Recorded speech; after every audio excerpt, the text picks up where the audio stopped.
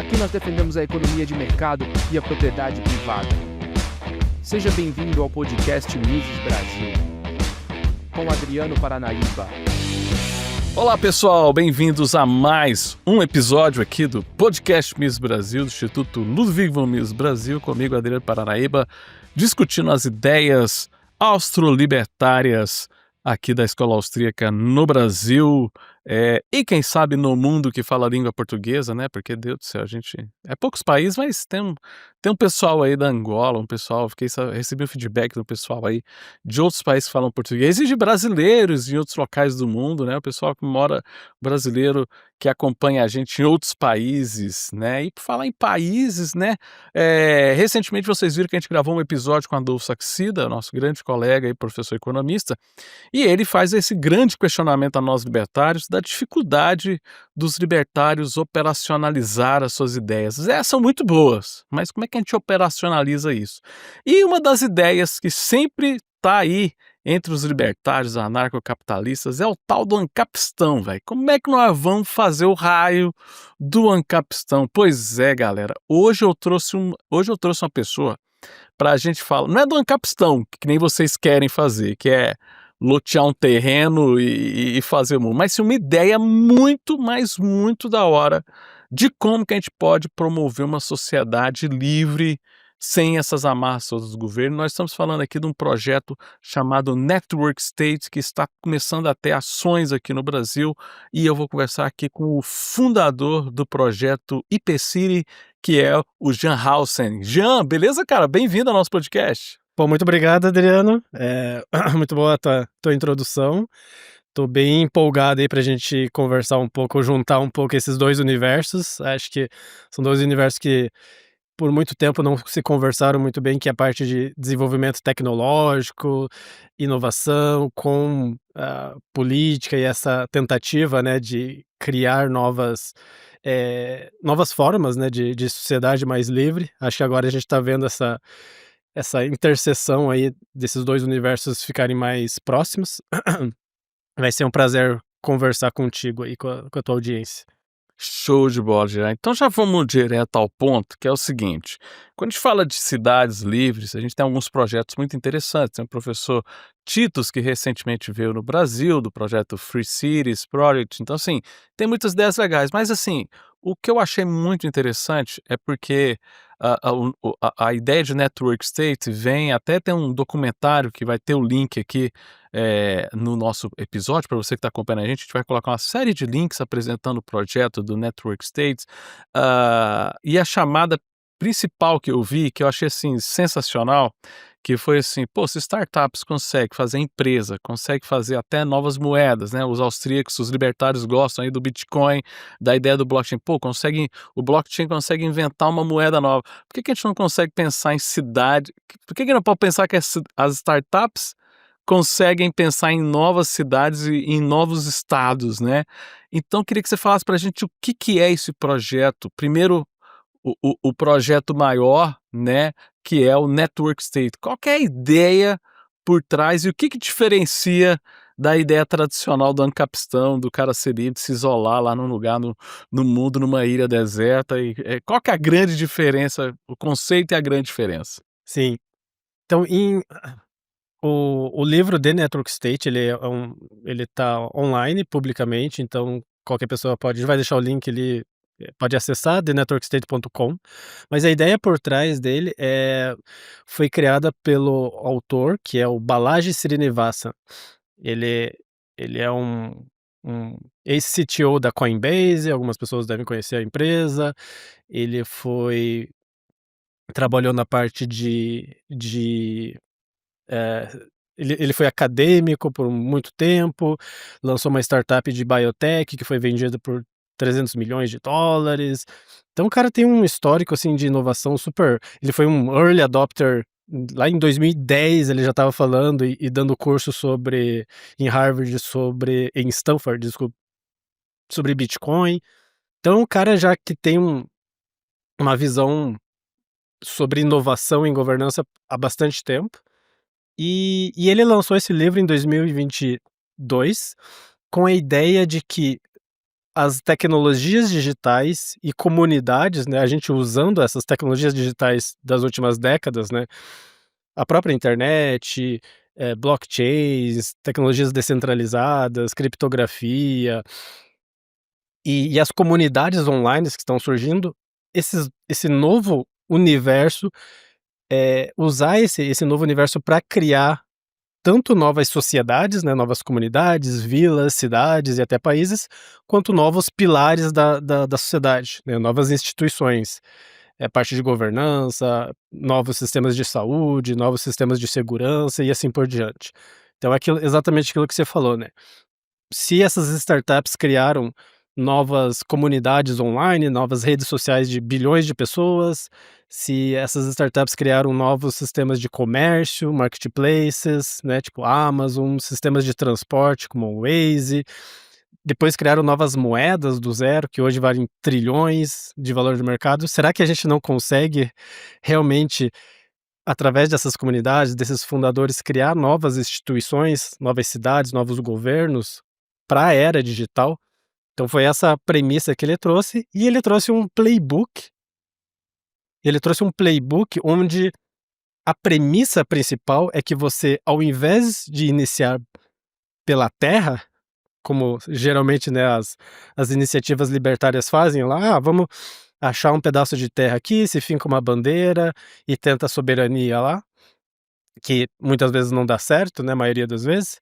Você entende que a partir depois do surgimento da internet, as coisas mudaram, ou seja, a gente migrou do físico para o digital, então nosso trabalho foi para o digital, nossa rede social foi para o digital, o nosso dinheiro foi para o digital, a economia inteira foi para o digital, então a gente pode construir, essas novas comunidades e essas novas economias digitalmente, para depois você, uma vez que você criou essa estrutura digital, essa comunidade, você tem muito mais poder de influência e de barganha com estados-nações para tanto mudar leis, para você criar zonas especiais, que a gente pode falar mais para frente o que significa, né, zonas autônomas, quanto para comprar parcelas de terras e se estabelecer fisicamente, né, porque uma vez que você tem uma comunidade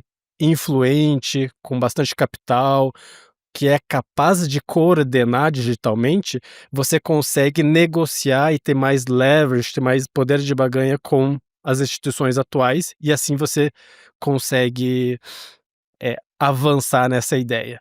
Então o paralelo que eu faço é com Bitcoin, né. Bitcoin foi um projeto, um sistema monetário paralelo que nasceu digitalmente, é um sistema, digital first, ele só existe na internet, e ele cresceu tanto, deu tanto certo e comunidades começaram a criar, né, crescer em torno dessa ideia, que essas comunidades elas tiveram a influência e o poder de negociar com o Estado-nação, que é El Salvador, para se estabelecer como uma moeda legal oficial daquele país.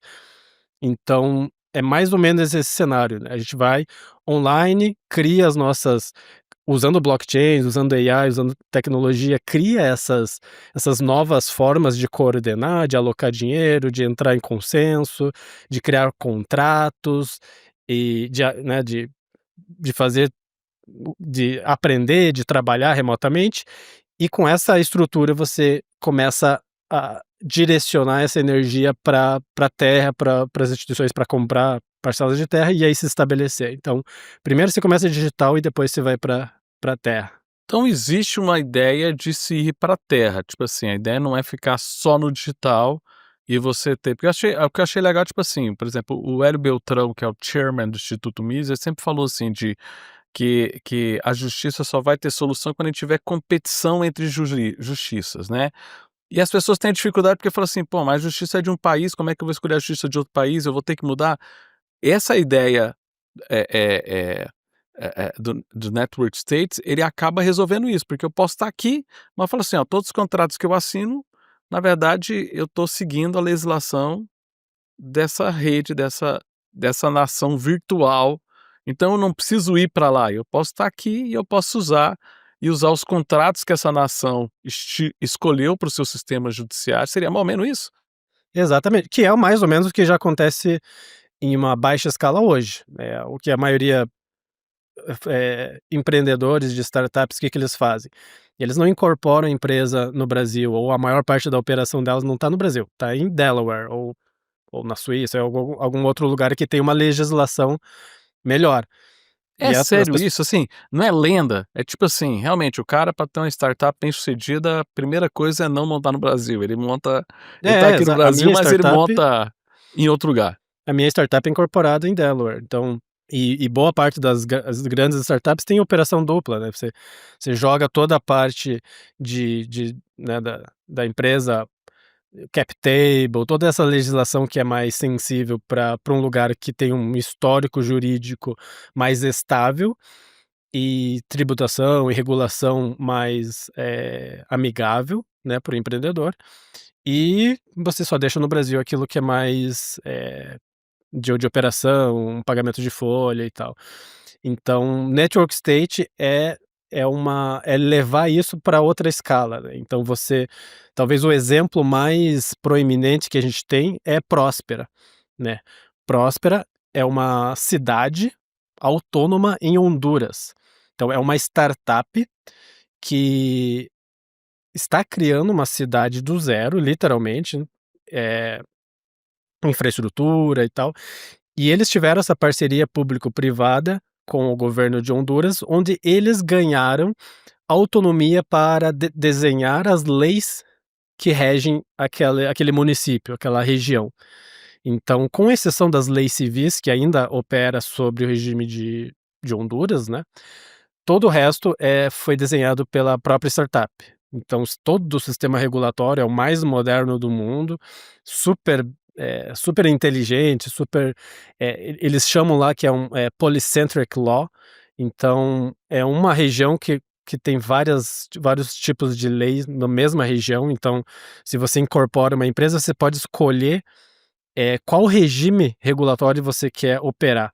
Então, pode ser inclusive de algum país da OCDE, Japão, Alemanha, digamos, se tem uma empresa de biotech, eu quero esse regime que é o melhor regime para regular biotech, biotecnologia, por exemplo, ou cripto. Você escolhe e você opera sobre aquele regime. Ou você pode propor um sistema regulatório também, que daí tem que ser aprovado e tem todo um, um, um sistema lá de checks and balance para saber se funciona ou não, tem uma seguradora e tal, tem todo um sistema extremamente, bem desenhado para ser tanto flexível e seguro ao mesmo tempo para ações, e isso acontece em Próspera, né. Então, Próspera já é uma cidade fundada por uma startup que opera como numa lógica de governance as a service. E os cidadãos que estão lá, eles são clientes daquela startup. Deixa eu interromper o episódio aqui rapidinho, porque assim, que os austríacos oferecem a melhor teoria para compreender a economia, isso aí você já sabe, tá careca de saber, quem acompanha aqui o nosso podcast. Mas, por mais didática que seja a teoria austríaca, às vezes tem alguns conceitos que o pessoal se perde, alguns conceitos econômicos aí, que às vezes é difícil, principalmente para quem não tem uma formação na área de economia. Bom, eu tenho uma solução para isso. Conheço o meu curso Economia para Não Economistas. Um curso criado para explicar sem complicação esses conceitos econômicos e tentar explicar esse maldito economês. Então a ideia do curso é você entender de moeda, origem de inflação, forças de mercado, consequências do intervencionismo e um monte de coisa que é importante para o dia a dia. O curso também oferece aulas voltadas para profissionais de outras áreas que demandam muito de economia no seu dia a dia. São 4 aulas especiais para médicos, advogados, pessoal do urbanismo e transportes e mercado financeiro. Acesse agora esse link que aparece aí na descrição do episódio e saiba mais. Economia para não economistas, agora de volta ao nosso episódio. Que é a ilusão que o pessoal acha do Estado. Eu pago imposto para ter serviços públicos, né?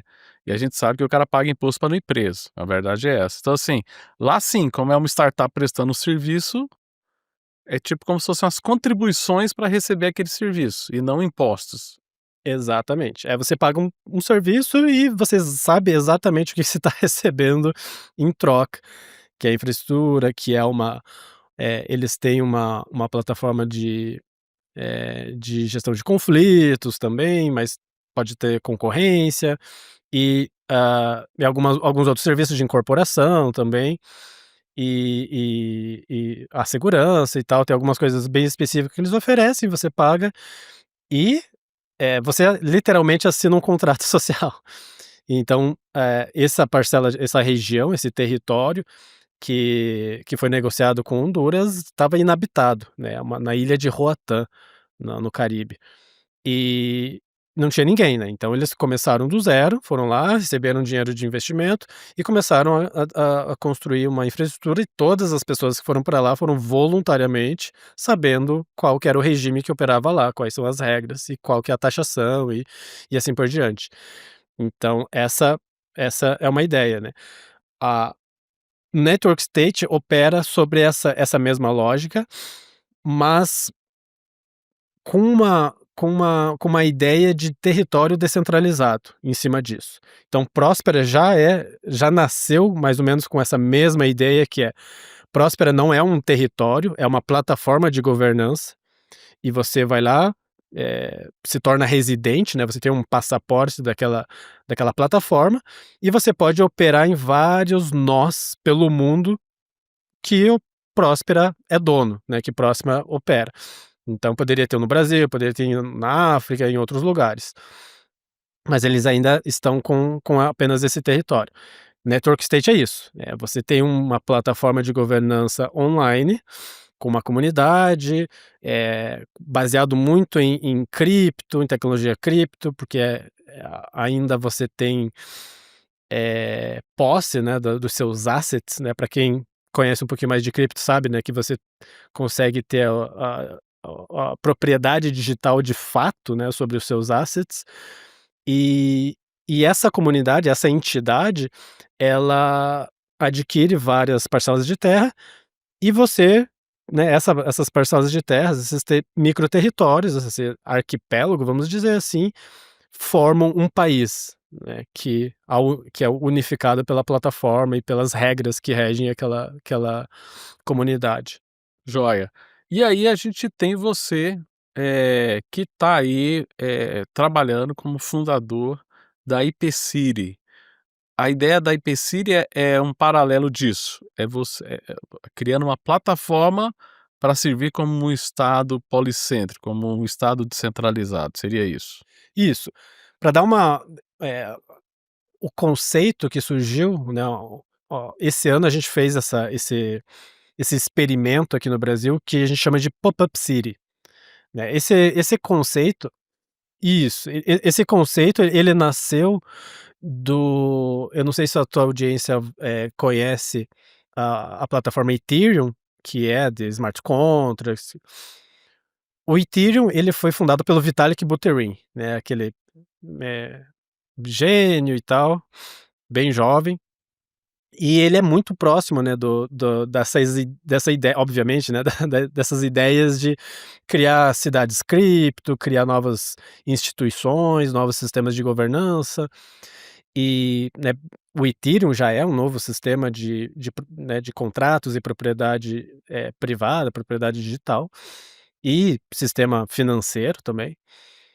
E ele leu o livro do Baladio, de Network State, e gostou muito, né, de todas as premissas, de todas as ideias do playbook, mas ele achou: "Ok, é muito interessante essa ideia, mas como que a gente põe na prática, né?" Porque é um conceito, né, é um conceito, ok, vai lá e cria um país então, né.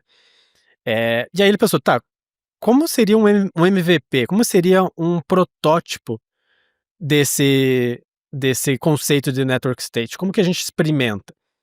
E aí ele teve a ideia de criar uma pop-up city, que e se a gente, que já, né, pegasse uma comunidade existente, no caso dele era o próprio Ethereum e entusiastas de tecnologias descentralizadas, algumas centenas de pessoas, e essas pessoas que já são alinhadas com essas ideias se mudassem para uma região, para uma vila, para uma cidade, um território ali bem bem específico, e passassem 1, 2, 3 meses morando junto, trabalhando junto e prototipando essas soluções para uma nova cidade usando cripto, usando blockchain e IA. E aí ele lançou essa ideia e em 2023, em janeiro e fevereiro de 2023, ele levou, né, atraiu umas 200 e poucas pessoas para Montenegro, na Europa, e essas pessoas passaram lá 2 meses fazendo workshops, fazendo palestras, meetups e construindo soluções para protótipos de cidade. Então, tem uma lista de coisas que eles construíram lá durante esses 2 meses, desde, visto on-chain em lote para os residentes, para aquela região, eh, votação de forma anônima, usando tecnologias de criptografia. Então você vota em alguma coisa e o sistema sabe que você faz parte da comunidade, mas sem você precisar dar a sua identidade, sem a plataforma saber quem você é. Ele só sabe que você faz parte da comunidade. Então, essa tecnologia é chamada Zero Knowledge Proof. E assim por diante, uma série de inovações que surgiram lá. E foi um sucesso, né? Esse é um baita sucesso, mas ainda assim aí ficava aquela dúvida que, tipo, tá, é o Vitalik fazendo tudo que ele faz, ele já é famoso, bilionário e tal, então será que a gente É conseguiria fácil o replicar bilionário, isso? né? O bilionário põe a mão, até É, foguete exato, da ré. O bilionário faz até foguete da ré, né? exatamente. E aí tá, será que é um modelo que funciona mesmo? Será que faz sentido? E aí em 2024, nessa cidade próspera, nessa cidade que eu falei em Honduras, um empreendedor que estava morando lá decidiu fazer uma pop-up city lá também, que eu ajudei a organizar. Eu já estava próxima dessa cidade lá, estava estudando e pesquisando, e aí a gente executou isso no começo de 2024 e também foi um sucesso estrondoso, assim. Então o próprio Balaji Srinivasan foi lá, o documentário, né, que você comentou, eu produzi durante essa pop-up city lá em Próspera, e se provou como um modelo capaz, né, de atrair talentos, pessoas que têm ideias libertárias, que têm, as skills para construir coisas usando blockchain. E aí a gente trouxe isso para o Brasil esse ano, né. Então a IP foi um projeto de pop-up aqui no Brasil, onde a gente ficou 1 mês em Floripa prototipando soluções para governança. A IP já existia há mais de 2 anos, né, desde que surgiu o livro, a gente já vem trabalhando com o autor muito de próximo, a gente vem organizando meetups aqui, foi assim que surgiu a IP, né, a gente estava bem próximo, trazendo esses conceitos, em pequenos eventos. A gente fez um evento em São Paulo também, sobre Startup Societies, Network States, e esse ano foi o ano que a gente fez a nossa primeira pop-up, para de fato sair do digital apenas e de pequenos meetups para expandir para uma comunidade física maior, assim. Show, show. E a ideia é essa comunidade ampliar. A proposta hoje é você ter uma ampliação dessa rede. Então, por exemplo, o cara quer, vamos imaginar, a pessoa que está escutando a gente quer contribuir, quer estar nesse projeto. Ah, eu quero participar dessa cidade. O que que o cara tem que fazer? Quais são os pré-requisitos? E como é que ele contribui? Como é que ele participa? Como é que ele age? Ele vira cidadão desse projeto? Interessante. Acho que o primeiro passo é entender o que a gente está construindo, né. Então, eh, a comunidade é uma primeira parte, então a gente tem um processo seletivo que busca pessoas alinhadas, então não a gente pode é difícil achar, né, pessoas bem alinhadas, então a gente tem alguns valores que a gente e alguns princípios que a gente faz questão que as pessoas tenham, que é de liberdade, que é tecno-optimismo, que crescimento, tudo isso que boa parte, né, do nosso público compartilha. E a parte tecnológica também, descentralização, voluntarismo, e assim por diante. Então o que a gente construiu lá, antes já da Pop-Up City, a gente já vem construindo, e a gente, exponenciou lá durante o evento. Então a gente está construindo uma plataforma, que é uma plataforma para uma cidade mesmo, né? Então a gente está pensando realmente eh, como seria, né, se uma startup construísse uma plataforma para a gente gerir as nossas cidades. Então, pensando do zero mesmo. Então, nossa identidade. Será que a nossa identidade seria o nosso RG, um papel, que você vai no cartório, assina? Coisa simples, né? Parece uma bobeiria, mas já é um passo importante decidir isso aí, né? Exatamente, foi uma das primeiras coisas que a gente fez. Então, obviamente, né, principalmente para quem é do universo de tecnologia, sabe que, tipo, a gente está usando tecnologias do século XIX, cartório, tudo isso é muito antes da internet. A gente tem já várias e várias tecnologias que poderia servir, ser muito mais seguro, muito mais privado e com muito mais funcionalidades do que a gente tem hoje, né? Tanto em passaporte quanto em RG, CPF. É um, é um pesadelo, né? A tecnologia que a gente tem hoje, que todo mundo sabe os dados de todo mundo e já vazou várias vezes, endereço e tal. Então a gente construiu o ID, né, a identidade dos membros dessa comunidade usando o blockchain, usando uma tecnologia chamada INS, do Ethereum, e todo mundo que acessava a comunidade, a gente fazia um onboarding, a pessoa recebia esse passaporte e ela controlava o passaporte dela e usava para fazer, como esse INS é um tipo endereço on-chain, a gente usa ela como ID, mas também usa como um endereço de pagamento. Então, talvez a analogia mais próxima aí do nosso mundo é o e-mail usado para Pix, né? Então você pode ir lá criar uma chave Pix vinculada no seu e-mail.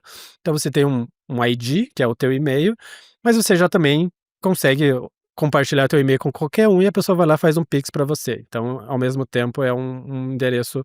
Só que isso é internacional e é on-chain e tem todos os atributos de privacidade que a gente gosta. E então a gente construiu, né, essa plataforma, a gente construiu também uma plataforma de marketplace, então a gente se integrou com vários comerciantes locais e trouxemos essas pessoal que vende açaí, pessoal que vende, serviço de canoagem, né, de passeio de canoa, alguns vendedores locais também colocamos na nossa plataforma para a comunidade, usando cripto, comprar os produtos e serviços dessa comunidade, e a gente fazia o meio de campo ali, né, para transformar cripto em fiat, de uma forma bem fácil para esses vendedores, né, esses comerciantes. Então a gente fez essa plataforma onde a nossa própria comunidade conseguia construir apps sobre a plataforma, né, como se fosse uma app store, né, um sistema operacional ali que você oferece essa infraestrutura para a cidade, como uma cidade realmente deveria ser, né, a cidade deveria oferecer uma infraestrutura, e empreendedores vão construindo aplicações sobre essa infraestrutura para oferecer serviços, né. Então essa é a nossa ideia, né, como daí tanto a minha startup quanto a comunidade em si, é construir essa infraestrutura de uma cidade, onde a gente vai aumentar o tamanho da comunidade, trazer mais inovações, até um ponto onde a gente vai começar a avançar os nossos projetos de lei para construir. A gente já está avançado isso em Floripa para ter uma zona, autônoma lá, uma zona especial, para conseguir daí ter mais autonomia sobre regulação, sobre criação, né, de inovação lá, e expandir isso para outros lugares também. E daí respondendo a tua pergunta, para quem quiser fazer parte, a forma mais fácil é ir no nosso site, que é ip.city, né, e entrar no nosso Telegram. O Telegram é aberto, você vai entrar lá, já vai ver vários projetos acontecendo, o pessoal interagindo e você pode começar a estudar e entender o que está acontecendo e se integrar na comunidade aos poucos. Essa é uma pergunta. A pergunta que eu queria fazer também é o seguinte: você falou a startups tem dificuldades no Brasil, a sua própria startup é a sede Delaware. Por que então montar essa zona aqui no Brasil? Tá, tudo bem, Floripa é hoje um grande celeiro tecnológico do Brasil, você tem sandbox regulatórios lá, você tem muita coisa assim, mas você tem Floripa meio que uma ilha aqui no Brasil, né? Então, assim, por que fazer no Brasil? Você podia fazer, já que a gente não tem esse problema do primeiro questão do espaço, né? Por que fazer no Brasil? O Brasil, o Brasil tem várias características que combinam, que fazem a gente ficar otimista em termos de startup societies e network states. Porque a gente tem uma um país que tem uma certa estabilidade, seja para o bem ou para o mal, né, a gente nem decola, mas a gente também não quebra. A gente nunca vai virar Cuba, mas nunca vão virar Estados Unidos, vamos dizer assim, né? A gente tem uma certa estabilidade institucional, embora sempre esteja ali, parece que sempre à beira de quebrar, né, a segurança. Mas a gente tem um sistema, eh, de inovação, né, uma comunidade, um hub de startups muito bom, por um lado, e por outro lado a gente tem muitos problemas causados pela burocracia, né, pela nossa governança. Então quando a gente combina esses 2 universos, que é muita inovação e muito problema institucional e de governança, isso é uma indústria multibilionária para ser disruptada. Então não adianta a gente ir para um país que seja, Singapura, que seja os melhores do mundo, porque, tipo, aí não aí tem muito o que melhorar desse sistema, mas o apelo é muito menor. E também é difícil você ir num país, por exemplo, Honduras, né, Honduras, onde tem essa lei de Próspera. Eu pulei uma parte aqui, mas o governo anterior criou, né, essa lei constitucional que permite a criação dessas zonas especiais como Próspera. São 3 zonas hoje que existem lá, mais 2 além de Próspera. Mas o governo atual é um governo de extrema esquerda. Então eles derrubaram a lei e estavam tentando confiscar o território de Próspera. Então é um país bem menos maduro democraticamente e jurisdição de judicial, né, judicialmente falando, que o Brasil. Então, para esse tipo de projeto, você precisa encontrar lugares que têm uma estabilidade razoável e ainda assim tem vários problemas para resolver. Então, a gente acredita que com o tempo, né, você construindo esse ecossistema e crescendo e se integrando bem com o sistema atual, a gente consegue criar leis que garantam autonomia e criar esses pequenos polos, com algum tipo de alguma zona franca de Manaus em Floripa, mas ao invés de ser tributação, de importação, de alfândega e algo nessa linha, são alguma legislação específica para facilitar a criação de empresas, seja empresas de cripto, de AI, algum sandbox regulatório que dê autonomia para essa região e estabilidade jurídica.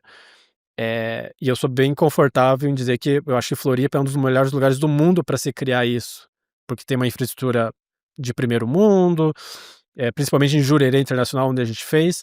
Jurerê, boa parte das pessoas não sabe, mas Jurerê Internacional é um bairro privado, então a gestão de Jurerê Internacional é feita por uma empresa, Habitasul, e mais um consórcio ali de outros participantes também. Então, 50 anos atrás, esse desenvolvimento imobiliário começou a acontecer, e ao invés de se tornar um condomínio fechado, como tem vários no Brasil, eles decidiram fazer um bairro aberto.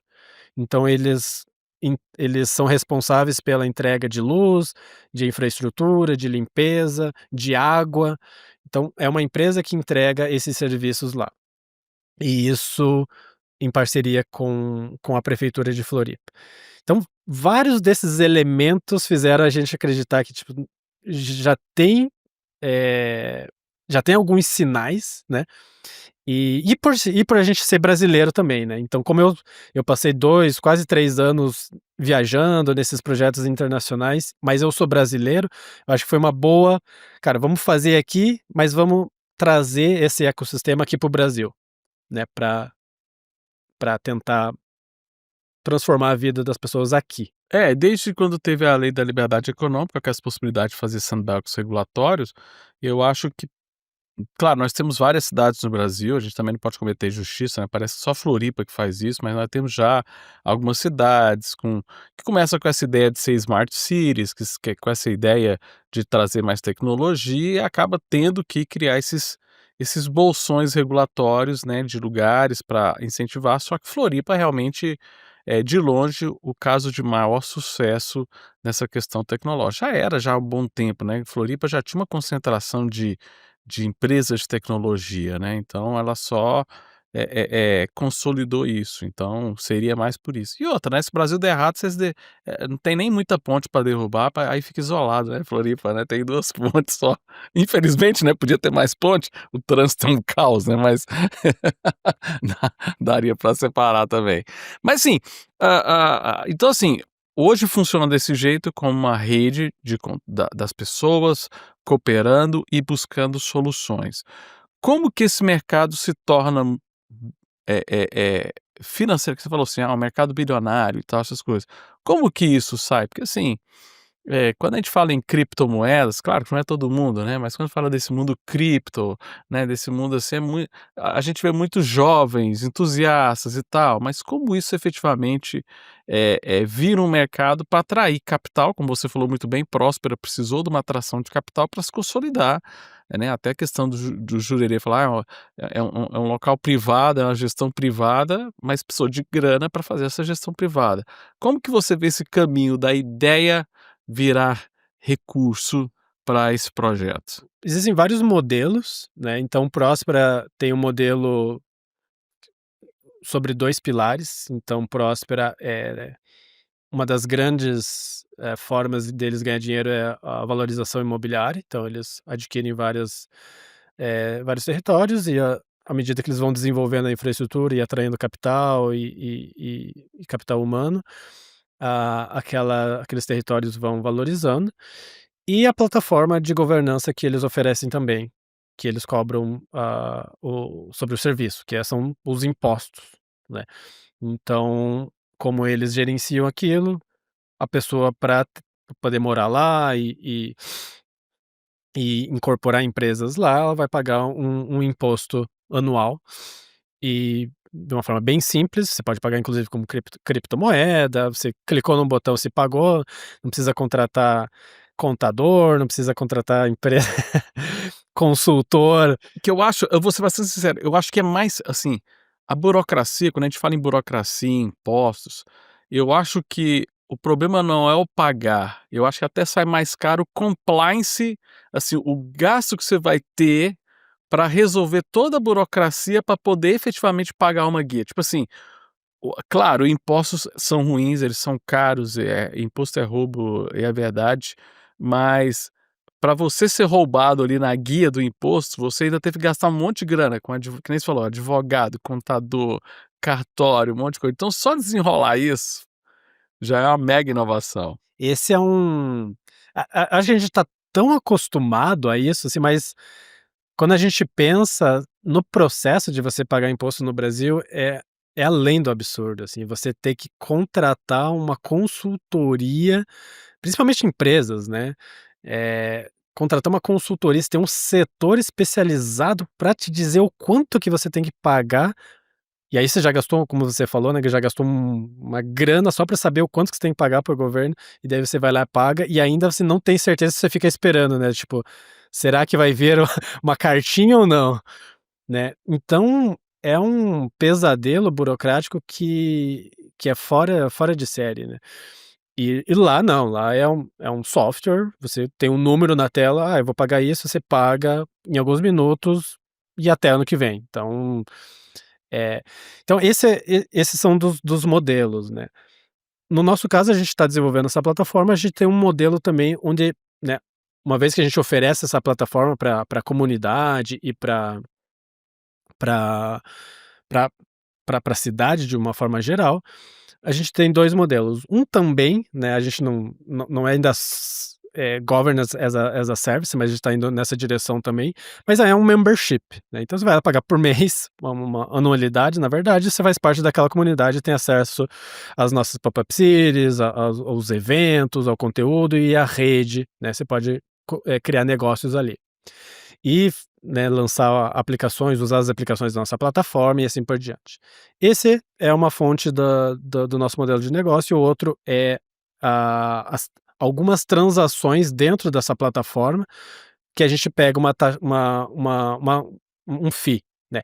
Por exemplo, durante o Pop-Up City rolou essas aplicações que eu estava te descrevendo, por exemplo, a venda de serviços dentro da nossa plataforma.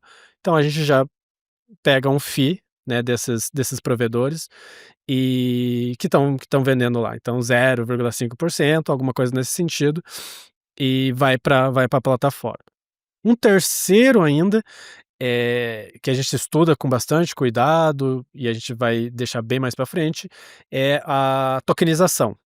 Só que tokenização tem um potencial de dar um problema muito grande, assim. Então, a gente estuda e a gente experimenta bastante nessa linha, mas ainda não conta como uma fonte, né, de receita, porque tem que ser desenhado muito bem e precisa ainda ter um sistema, o sistema regulatório tem que estar muito mais já amigável a esse tipo de projeto para não arriscar o projeto, né. Tem que estar bem desenhado já, que é o problema hoje da regulação. Eles vão criando regulação, como não está clara, vai criando regulação e aí vira um bola de neve. Então realmente tem que estar redondinho para ficar claro e simples para as pessoas que vão querer ser reguladas por esse sistema. Seria isso. Exatamente. E você falou várias vezes aqui no nosso bate-papo alguns termos que a gente só escuta da galerinha da escola austríaca. Você falou, transformar cripto em fiat, não sei o que, então, libertar. Então, assim, tem um pezinho aí, vocês, né, principalmente você, que é o fundador e está envolvido nesse processo todo, tem um quê de libertarianismo, escola austríaca aí que influenciou? Conta aí pra gente. Essa é uma história engraçada porque eu como pessoa muito antes, né, de fundar, de entrar nesse universo até de cripto, eu intuitivamente eu sempre questionei o Estado, assim, né.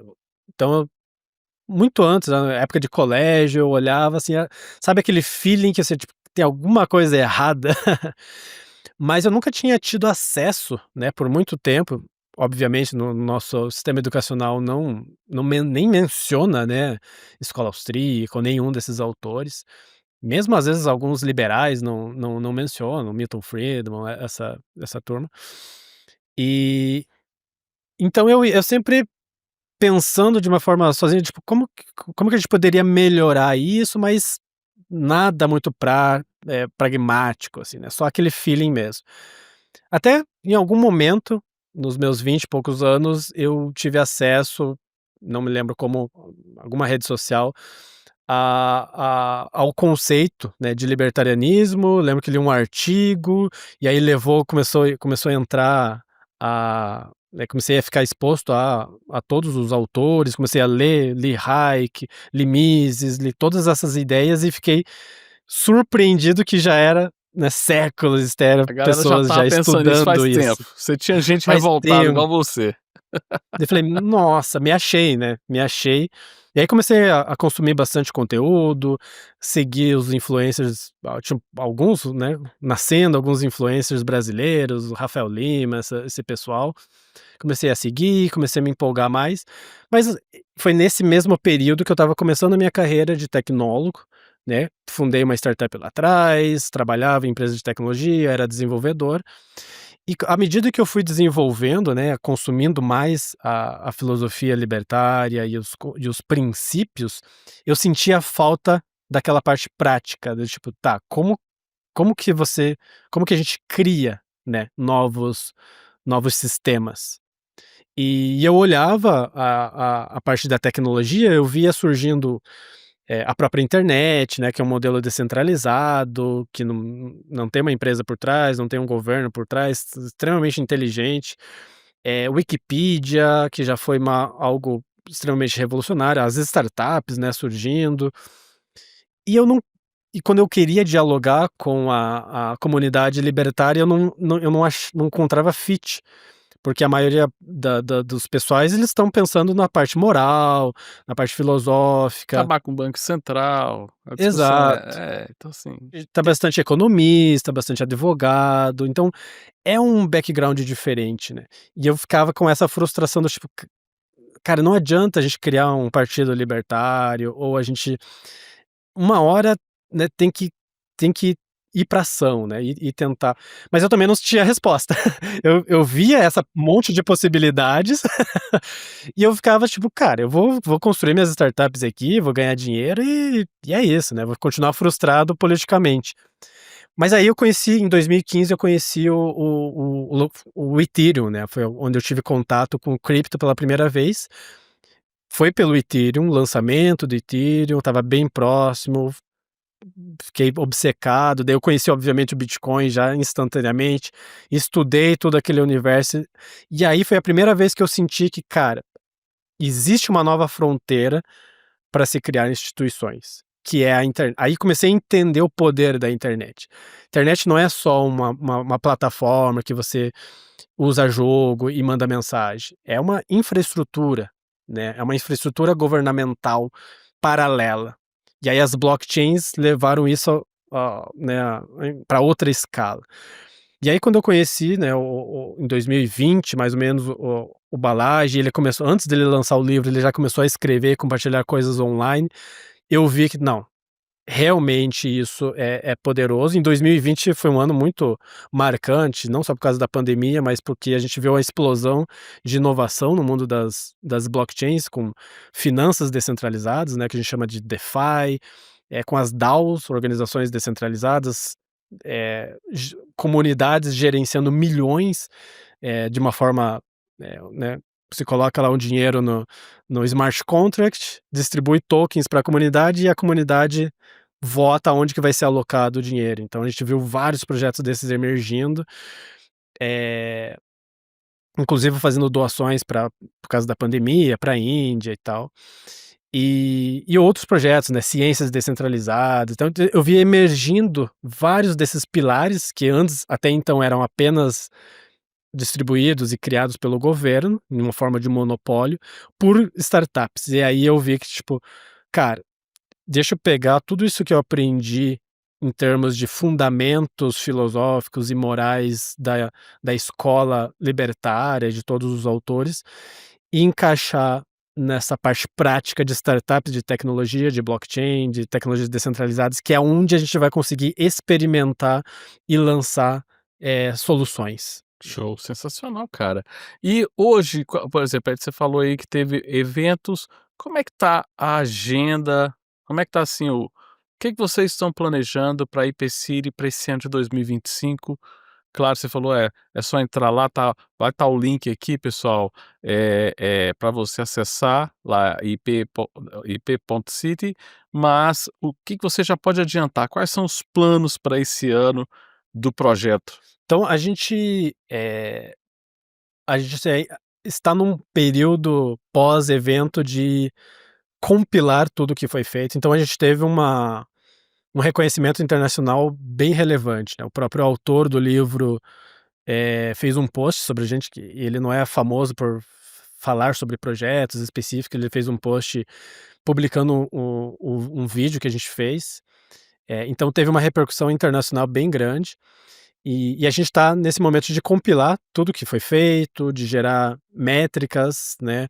Então a gente, quer ver quanto que movimentou de dinheiro dentro da plataforma, listar e apresentar todos os projetos que foram feitos de uma forma bem organizada num portal, todos os projetos que foram criados durante, né, o evento. Então a gente está nesse período. Mas a gente já está começando já a planejar os próximos, né. Então, a próxima Pop-up City já vai acontecer em meados de fevereiro e março de 2026, então a gente já tem essa data também em Floripa. A gente tem uma sequência de eventos, meetups, pequenos meetups, apresentações, que vão acontecer, uma vez por mês, que a gente chama de IP City, com o nosso parceiro, a Founder House. Então a Founder House foi a casa, né, uma das casas que a gente fez a Pop-Up City. Então eles já têm uma rede de inovadores lá, de tecnólogos também, eles promovem eventos, fazem parte da nossa comunidade, são co-organizadores da IP junto com a gente, e estão expandindo isso com a gente. Então eles hospedam lá vários eventos, então eu vou estar lá em vários deles.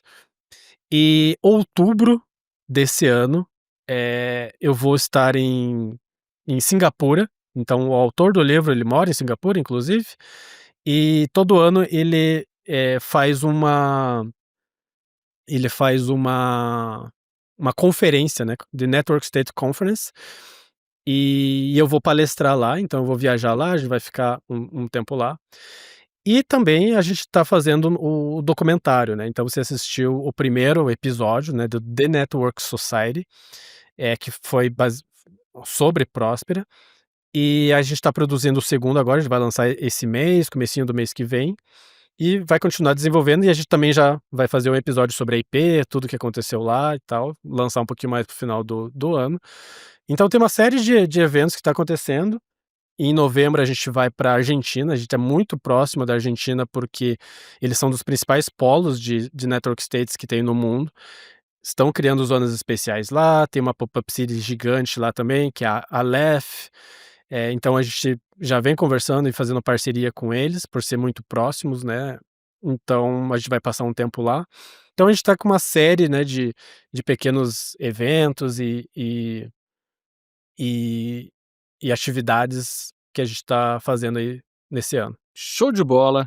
Jean, muito obrigado pelo seu tempo, cara. Ó, já estamos estourando aqui o tempinho que o pessoal pede pra gente não passar, mas, cara, eu achei da hora. Daqui a pouco a gente vai ter uma filial do Instituto Mises aí na IP, uai, por que não, né? Então a gente monta um bairrozinho dentro lá da cidade de vocês, só com os anarcocapitalistas, mas assim, convido você que acompanha a gente até aqui, não só curtir esse episódio e compartilhar, mas principalmente conhecer o projeto IP Cities lá no site, conhecer as redes lá do Jean, que a gente também vai divulgar aqui, agradecer a sua audiência, agradecer muito o Jean que se disponibilizou para vir aqui e que vocês vejam aí que, ó, não é só conta da carrochinha, dá para a gente pensar em cidades descentralizadas, em governos centralizados e já é realidade, né? Então, vamos trabalhar para que essa realidade alcance o maior número de pessoas.